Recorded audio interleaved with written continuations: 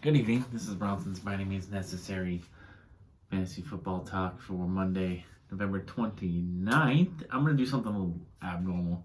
We're still going to talk football, but I'm not going to do any, my waiver wire video will be tomorrow, and then my spikes and yikes, I'll keep doing that. And haven't really lived up to my promise about talking about basketball. We'll probably just start doing that after football season ends. I want to figure out a more engaging, interesting way to talk about it. I haven't come up with any real solid ideas yet. But yeah, this video today will be the players, since it's Thanksgiving was recently.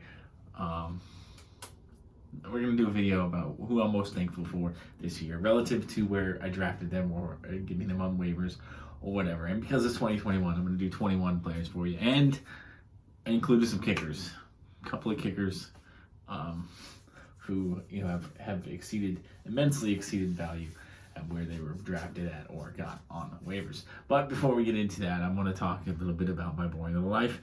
I just watched Encanto today. I thought it was going to be an interesting movie because, growing up as a kid, I didn't watch a whole lot. I mean, I saw Disney movies, but they weren't my main source of entertainment like they are for most children of a certain age.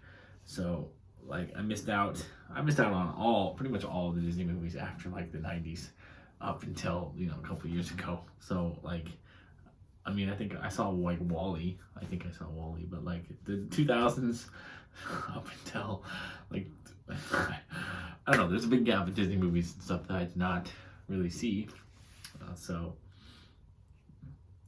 I'm trying to watch more now. I thought Encanto would be good. It's nice of Disney to finally be representing other cultures and stuff like that. I know they're only doing it for money. It's a money grab. They don't really care about people of other cultures, but it's nice to tell stories of other cultures and minorities so that the children of other ethnicities other than vanilla white will have someone who looks like them on the TV screen, right? Even if it's a cartoon, it's nice. Anyways, I didn't like Encanto much. It was it wasn't a very interesting movie. It wasn't a very interesting story to me, and maybe it's because I'm white. I have no idea. But I thought it ended well. I liked the ending. I could relate to the main character a little bit, but just overall, it wasn't Disney's best story for sure. I've been looking. I'm really trying. I'm stubborn. I'm trying to get another trip in this year. Not a new trip. I'm not going anywhere new before the end of the year. But there's a couple of places that I went to that I loved.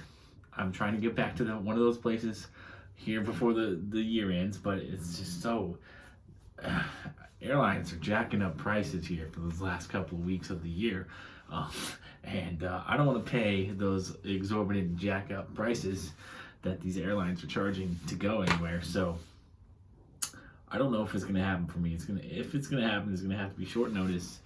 I'm probably going to have to pay more than I want to because the prices for these next couple of weeks are decent, tolerable. I'll pay those prices, but I know they're going to go up because I can't afford to buy the tickets or anything today. I need to wait probably till at least Thursday at the earliest before I'm going to be able to do that. And so yeah, it's looking like I may not be going anywhere, even to a place I've already been to before the end of the year, which means I'm going to have to push my trips back in 2021, a month or so, which is a bummer. It's a bummer, but I have no plans to stop traveling in 2022 or ever again. I feel like I already had to push my trips back, and that kind of threw off everything for me when I switched jobs, and now I'm having to do it again because of the holidays, because of the prices. But this will give you a month to save up and focus on Christmas and all that stuff. So. And then I can start, filing my tax returns, hoping to get taxes. Hopefully, Oregon will give me my taxes this year. They stole it again. They've been stealing it for years because I owed some tuition to college. So they've been taking my tax return for years. That was, that was fine. That was expected. This was supposed to be, 2021 was supposed to be the first year where I got my Oregon State tax return. I filed an Oregon State tax return because I worked in the state of Oregon, right? But they withheld it again, of course, because the Oregon Department of Revenue and me are such best friends. I love them. They took my money again because they thought it was a fraud. They thought it was fraudulent or something because I live in Washington and I'm filing an Oregon State tax return because they're too big and dumb fucking idiots to look at where I've been employed for the last 2 years. So they never gave me my tax return. They expected me to print off, go find somewhere with a printer, okay? Nobody I know owns a printer. I don't own a printer. I'm not going to go pay to get something printed off, my tax return, and then send it to them in the mail to prove that I worked in Oregon or something. I don't understand. I don't understand why they couldn't just look it up online, because that's where I filed it. They could see everything that I print off, they could see on their little computer screen. The computer screen is so magical. I like the Oregon Department of Revenue needs to get with the times. Look on their little computer screen. It shows everything they want, every answer, every question they have. The answer is right there on the computer screen, on the tax return that they have received from me in 2021. I refused to do that. I cussed them out on the phone the last time I talked to them, because that's the usual exchange that the Oregon Department of Revenue and I have. And that was the end of it. So they stole my tax return again, just like they stole my $250 that I sent them to pay off my my fines that I sent them last year. That's what held me up for a few more months of getting my license back, because I refused to give them any more money. And eventually my mom, the kind-hearted as she is, paid off what I owed for Christmas, because I was tired of dealing with their shit, and I wasn't going to give them any more money. So so now I have my license. I'm able to drive again. But Oregon Department of Revenue has not stopped stealing my money, and they've been doing it for years. But but hopefully in 2022 I will get my Oregon State tax return, because I'm not going to have a Washington return this year, because we don't pay income tax in Washington anyway. But I didn't have a job in Washington this year like I did last year, where I worked at Dollar Tree for a few months. So yeah, hopefully that comes back to me and all that stuff. But yeah, I was hoping to get in one more trip this year, and that doesn't look like it's going to happen now. All right, we're at 8 minutes. The 21 players I'm most thankful for through the first 12 weeks of the fantasy football season, starting with the quarterbacks. These are guys that we either drafted later than they've exceeded their draft position, or we got them on waivers. That would be Jalen Hurts. Jalen Hurts has been a top 5 fantasy quarterback this year. He was getting drafted in the 12 to 13, 14, 15 range. He's, again, been top 5. He's been a weekly starter for those of us who waited at quarterback. I was pausing there because I thought I heard my phone video shut off, but no, it's still recording. All right, and Matthew Stafford, again, he's another guy we were getting in the 10 to 12 range, and he's been a top 5 quarterback most of the year. He's kind of faded off a little bit lately, but still top 10, still a pretty much weekly starter in most formats. And Carson Wentz, a guy that no one was drafting Carson Wentz. We got him off waivers. He is the 10th ranked quarterback in most scoring formats right now, which puts him on the fringe of starter. In a vacuum, he would be a starter, right? Because he's top 10 in a 10-team league. Carson Wentz would be your worst starting quarterback on a weekly basis, but most of us just have him as our QP2, and we're playing the matchups with Carson Wentz. But still, he's exceeded draft value, right? Because he's been a top 10 guy, and he wasn't getting drafted in the top 12. Moving on to the tight ends, I got 4 for you, starting with Rob Gronkowski. I knew Gronk was going to have a great year when he was in his second year with Tom Brady in Tampa Bay. He was getting vastly disrespected in drafts. I gobbled up Gronk everywhere I could, and I'm reaping the rewards. I know we had to deal with that major injury for a while, but when he's been out there, he's been a top 5 tight end, I just as I knew he would be. Mike Gesicki is a tight end that we were getting outside like the top. I don't know. I don't have any shares of Mike Gesicki, so honestly, he probably shouldn't be on this list because I'm not thankful for Mike Gesicki at all. I don't have Mike Gesicki, but I know that he's been a tremendous value because he was going definitely outside the top 10 of tight ends, possibly even outside the top 12 of tight ends. So he's been top 5 tight end, quietly a top 5 tight end this year. So greatly exceeding value. Another guy, a couple of other guys we've been getting off the waiver wire who have been fantastic, top 5 or 6 tight ends. Dawson Knox, when healthy, has been a top 5 tight end. He's been outstanding. I pegged him for a breakout year. I never thought he was going to be this good this year, but I pegged him for a breakout. I unfortunately didn't draft him, but he was someone that I had. For those of you who play on, like, I think Yahoo does it too. You have a watch list. You can add players to your watch list. I've had Dawson Knox on my watch list all year. I was kind of anticipating him having a breakout year. Again, never foresaw as good as he's been, but I like to feel a little bit smart in pegging and predicting this for Dawson Knox. And also Dalton Schultz of the Cowboys. He's been a little up and down. But overall, tight end being what it is, Dalton Schultz has been by far one of the best options out there, and we all got him on the waiver wire, those of us who have him. Next, we're going to move to the running backs. Starting with Jonathan Taylor. I know Jonathan Taylor, he was a fringe first-round pick, early to mid-second-round pick, so he's a guy that everybody was taking high, but he's been the number 1 player in fantasy, number 1 running back in fantasy, so he has exceeded value because he went outside the first round in most cases, and he's going to be the number 1 pick in most leagues for most people next year.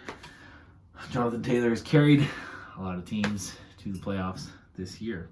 Next, we're going to go with James Conner. James Conner is a guy who's been a top 10 running back this year because of all the touchdowns that he's been getting, and he's a guy that we were getting around the ninth round, maybe at the highest people were taking him, but he's been running back 1 in fantasy so far this year. Next, Leonard Fournette. Nobody was sure who was going to be the running back in Tampa Bay, so a lot of people laid off Ronald Jones and Leonard Fournette. I took a chance on both of them. I kind of figured Fournette would be the guy, not to toot my own horn there, just Ronald Jones just sucks. Leonard Fournette's been good. He's just been on really bad offenses in really bad situations, but I thought the Tampa situation, especially with the way he played in the playoffs last year, he just had all the momentum. He's the more talented back. I figured it would be Leonard Fournette. I took a chance on both of them early on to see how it played out. Fournette has really lived up. Hasn't been a top 10 back, but man, did he go off for us this week? And he's definitely been a high-end running back too, and we were getting him in the running back 4 range. So it's fantastic value. Next, we're going to go Darrell Henderson. I know Darrell Henderson he's kind of, I don't know if he's exceeded the expectations or the production projections that he had, but the fact of the matter is, coming into the draft, a lot of people thought Sonny Michel was going to be the guy. Again, I didn't buy the Sonny Michel hype. I thought Darrell Henderson, in the limited work that I've seen Darrell Henderson, all the running that he's done throughout his career, he's looked really good. I was hoping betting on the Rams, giving him a shot this year with the Cam Akers, unfortunate injury to Cam Akers. Darrell Henderson has been really good. The Rams definitely, if Cam Akers comes back healthy next year, the Rams are going to have a situation where they're going to have 2 very good, young, talented running backs to run out there. The Rams are really stacked. I don't know what's going on with them. They're definitely in the slump right now, but I like them. I still like them to come out of the NFC, but I did pick them to come out of the NFC as a wild card last year, and that didn't happen. But I'm sticking with them this year. I like them. I think Matthew Stafford is a game changer coming in the playoffs. We'll see. There's still like a month left, so I'm hoping to someone other than Green Bay or Tampa Bay. It's not gonna be my Vikings, so we might backdoor our way into the playoffs. But we're not going to the Super Bowl, so I'm sticking with the Rams. Especially since I think they're hosting the Super Bowl. So yeah, they're definitely gonna be motivated to get there. Moving on. Elijah Mitchell. Elijah Mitchell's running back that nobody drafted, or if we did draft, it was late, really late in the draft, and it was like right the day before the season started when there was some hype about Elijah Mitchell being the guy in San Francisco. But Elijah Mitchell has been outstanding. He's been a weekly running back too when healthy, and for a guy who got off waivers, that's pretty outstanding. Now, moving on to the wide receivers. I left the wide receivers for last because they've been the most prevalent. And again, I say this every year, wide receiver is so deep, and there's always so many wide receivers who break out on a constant basis every season that prioritizing wide receiver in your draft seems ridiculous to me. That's why I don't do it. I've made I can't say a career because I don't get paid for this, but I've made a quite a successful career out of fantasy football by waiting on wide receivers and successfully projecting which wide receivers are going to break out, as I did with a lot of these guys on this list. So we're going to start with Deebo Samuel. Deebo Samuel, if you remember early before the season started, I had Deebo Samuel in my perfect draft video. I did not foresee this kind of success coming, but I did know that he was going to have an outstanding year. I thought he'd be a weekly wide receiver 2. Didn't see him as a wide receiver 1.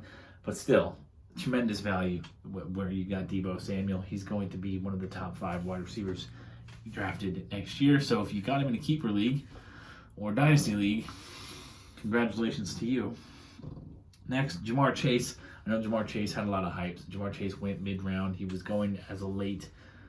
He was going as a high-end wide receiver 3. He's been a wide receiver 1 this year, so obviously you got great value there, Jamar Chase. I will, since I like to toot my own horn, I'm going to humble myself a little bit here. I did not foresee this from Jamar Chase at all this year. I thought he would struggle a lot in his rookie year, so I was completely wrong on that one. I ended up with Jamar Chase in one league because I was just, at that point, I had just ignored wide receiver too long.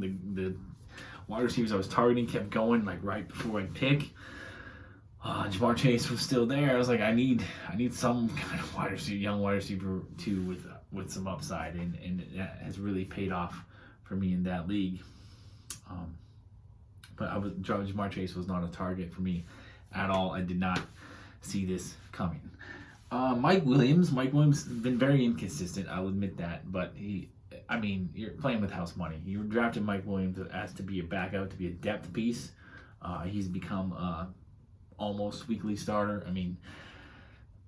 He's hard to trust. I get that, but he's at the very least he's a weekly flex play, and that's more than you were drafting him to be. Michael Pittman, another guy who we were getting way late in the draft as a wide receiver 5.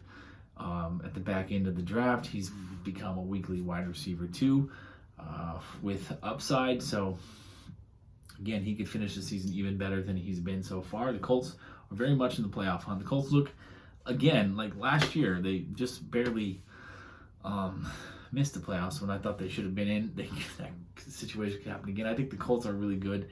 They should be a playoff team, but that slow start with Carson Wentz getting healthy and all that could come back to bite them in the ass. But hopefully the Colts get in, because I think the Colts would be a very dangerous playoff team. Darnell Mooney. Now, see, Darnell Mooney's another guy I didn't buy a whole lot of shares in because I tend to avoid Chicago Bears. I don't like Chicago Bears. I didn't believe in that offense at all. I didn't believe in Justin Fields at all. I didn't believe in Andy Dalton at all. I was super high on Allen Robinson. I'll admit that. You guys know that. I was not high on Darnell Mooney. But Darnell Mooney, I do have some shares of Darnell Mooney. I got him on waivers. He's been outstanding. He's really, a lot of people had him pegged for a breakout. I don't know if they foresaw quite this good. I don't think they saw him overtaking Allen Robinson as the number 1 in Chicago this quickly, this soon. But he has. So if you got Darnell Mooney, you drafted Darnell Mooney, awesome. If you got him on waivers, you're set. A couple other guys. Cooper Kupp. I should have had Cooper Kupp earlier. Cooper Kupp has been freaking amazing this year. He's a guy we drafted as a low-end wide receiver too. He's become the number 1 wide receiver in fantasy football. I don't think anybody saw that coming. I think we kind of had Cooper Kupp. We kind of figured his ceiling was, where it was. I don't think anybody saw him taking an extra step with Matthew Stafford. All the hype was around Robert Woods, how Robert Woods was going to be the guy, and it's been Cooper Kupp. Of course, no one's complaining. Cooper Kupp has been outstanding again, but he was like a very low-end wide receiver 2, a high-end wide receiver 3, who's become the number 1 wide receiver in football. And lastly, Hunter Renfrow. I know Hunter Renfrow hasn't been super great, but he's really kicked it into high gear these last few weeks. He's been reliable. He's been a good depth piece all season. He's been a guy that absolutely nobody was drafting. Let's be real. Hunter Renfrow was not on anybody's draft board, but he's been a very successful and capable waiver wire pickup pretty much from the outset of the season, but really lately, he's really stepped into like weekly flex play viability. So, yeah.